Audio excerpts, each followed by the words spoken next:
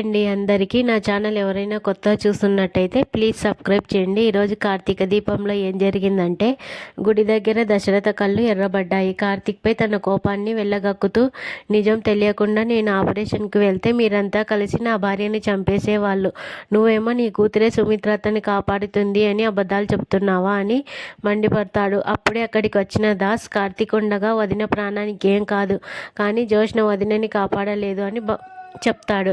ఇక దశరథ అయోమయంగా చూస్తూ, జోష్న శాంపిల్స్ మ్యాచ్ కావటం లేదు కదా, మరి కార్తీక్ ఎలా కాపాడతాడు అని అడుగుతాడు. అప్పుడు దాస్, ఎన్నిసార్లు చేసినా జోష్న శాంపిల్స్ మ్యాచ్ అవ్వవు, ఎందుకంటే జోష్న నీ కన్న కూతురు కాదు కాబట్టి అని అసలు నిజం చెప్తాడు. ఆ మాట వినగానే దశరథ కాళ్ళ కింద భూమి కదులుతున్నట్టయింది.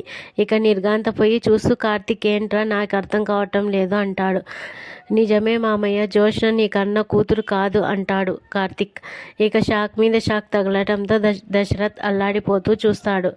ఇక జోష్న కన్న కూతురు కాదనే నిజాన్ని దశరథ అస్సలు జీర్ణించుకోలేకపోతాడు. జోష్న నా కూతురు కాదా, నా భార్య ప్రసవించాక మొదటిసారి బిడ్డని ఎత్తుకుంది నేనే, అప్పటి నుంచి నా చేతుల్లోనే పెరిగింది.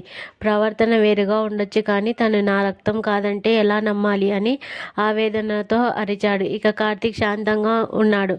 మామయ్య, నువ్వు బిడ్డను పొత్తిళ్లలోకి తీసుకున్నాక ముందే అసలు కథ మొదలైంది. అత్త ప్రసవించిన కాసేపటికే బిడ్డల్ని మార్చేశారు. నీ కూతుర అంతస్తుల్ని దిగి నేలకు చేరుకుంది. మరొకరి కూతురు నీ ఒడిలోకి చేరి పరాయిదైందని కార్తీక్ దశరథకు వివరిస్తాడు. బిడ్డల్ని మార్చాల్సిన అవసరం ఎవరికుంది అని దశరథ నిలదీశాడు. ఇక కార్తీక్ కళ్ళలోకి చూస్తూ, మాయ మమకారాలు లేని బంధువుల రూపంలో మన మధ్య ఉన్న మా అమ్మ ఈ ఘాతుకానికి ఒడిగట్టింది అని దాస్ చెప్తాడు. ఆ మాటలు విన్న దశరథ నివ్వెరపోతాడు. తాత మీద పగతో అమ్మ ఈ పని చేసింది, ఈ ప్రత్యక్ష సాక్షి దాస్ మామయ్య అని కార్తీక్ చెప్తాడు. పిన్ని నా కూతుర్ని అనాథను చేసి ఎవరో బిడ్డను నా కూతుర్ని చేయడం ఏంటి అని దశరథ ఆవేశంగా అడుగుతాడు. అప్పుడు కార్తీక్ అసలు నిజాన్ని చెప్తాడు.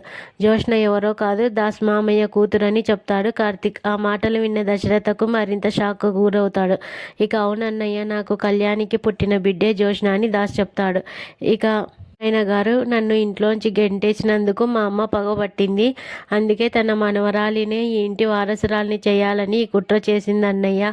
అందుకే జోష్న అంటే ఆమెకు అంత గారాబం అంటాడు దాస్. దీంతో పారిజాతం జోష్నను గతంలో ప్రేమగా చూసుకున్న ఘటనలు దశరథ కళ్ళ ముందు కేకుతున్నట్టు మెరుస్తాయి. ఇక ఈ నిజం జోష్నకు కూడా తెలుసని దశరథకు చెప్తాడు కార్తీక్. బయటకు రాకుండా ఉండేందుకే జోష్న, పారులు అన్ని విషయాల్లో జాగ్రత్త పడ్డారు. నిజం చెప్పొద్దని దాస్ మామయ్య దగ్గర మాట తీసుకుంది, కానీ ఎక్కడ నిజం చెప్తాడోనని జోష్న కండ్ర తండ్రిని చంపాలనుకుందని చెప్తాడు కార్తీక్. ఇవన్నీ మీకెప్పుడు తెలిసాయంటూ కార్తీక్ను ఆవేశంగా అడుగుతాడు దశరథ. కొద్ది నెలల ముందే తెలిసిందంటూ కార్తీక్ సమాధానం ఇస్తాడు. మీరిద్దరూ నా దగ్గర ఇన్ని నిజాలు దాచారా అని కార్తీక్ దాసులపై దశరథ ఆగ్రహం వ్యక్తం చేస్తాడు. జోష్న తన కూతురు కాదనే నిజాన్ని జీర్ణించుకోలేక దశరథ కుప్పకూలిపోతాడు. అన్ని నిజాలు తెలిసి కూడా తమ మధ్య తిరుగుతున్న కార్తీక్పై దశరథ నిప్పులు చెరుగుతాడు. మొత్తానికి దీపను కుబేర్ తీసుకొని వెళ్లడం దగ్గర నుంచి సైదుల్ని పారిజాతం చంపించడం వరకు అన్ని నిజాలు దశకి కార్తీక్ దాసుల ద్వారా తెలుసుకుంటాడు. అల్లాడిపోతూ తండ్రి హృదయంతో కన్నీటితో, రే కార్తీక్, జోష్న నా కూతురు కాదు, దాస్ కూతురు. మరి నా కూతురు ఎక్కడుంది, ఎలా ఉంది, అసలు బతికే ఉందా లేక మా పిన్ని చంపేసిందా అంటూ అడిగే ప్రశ్నలు కార్తీక్ను కలిచివేస్తాయి. ఇన్నాళ్ళు తన కూతురు అనుకున్న వ్యక్తి పరాయిది అని తెలియటం, అసలు కూతురు ఏమైపోయిందో తెలియకపోవడంతో దశరథ బాధపడతాడు. ఇక దశరథ ఆవేదన చూసి కార్తీక్ మౌనం వీడాడు.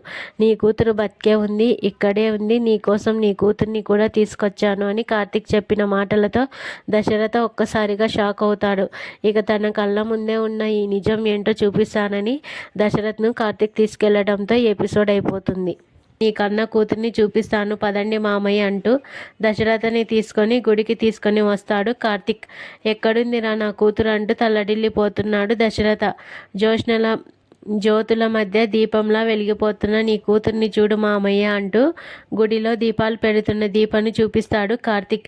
ఇన్నాళ్ళు తన కళ్ళ ముందున్న దీపే తన కన్న కూతురు అని తెలియడంతో దశరథ కళ్ళల్లో కోటి కాంతుల ఆనందం విరిసింది.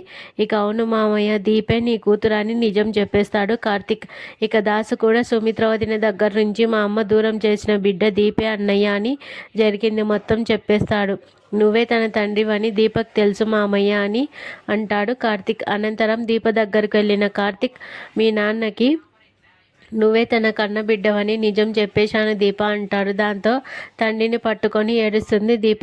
ఇక ఆ సీన్ మామూలుగా అయితే లేదు, గుండెల్ని పిండిందంతే. ఇక మొత్తానికి ప్రోమో అయితే మాటలు లేవు, మాట్లాడుకోవడాలు లేవు అనేట్టుగా ఉంది. ఇప్పుడు దీప తన కూతురి అని దశరథ్కి తెలియడం ఒక ఎత్తైతే, సుమిత్ర ప్రాణాలకు కాపాడటం కోసం తన కడుపులో ఉన్న శిశువుని చంపుకోవడానికి సిద్ధపడుతుందనే నిజం దశరథ్కి తెలిస్తే పరిస్థితి ఏంటనేది ఉత్కంఠగా మారింది.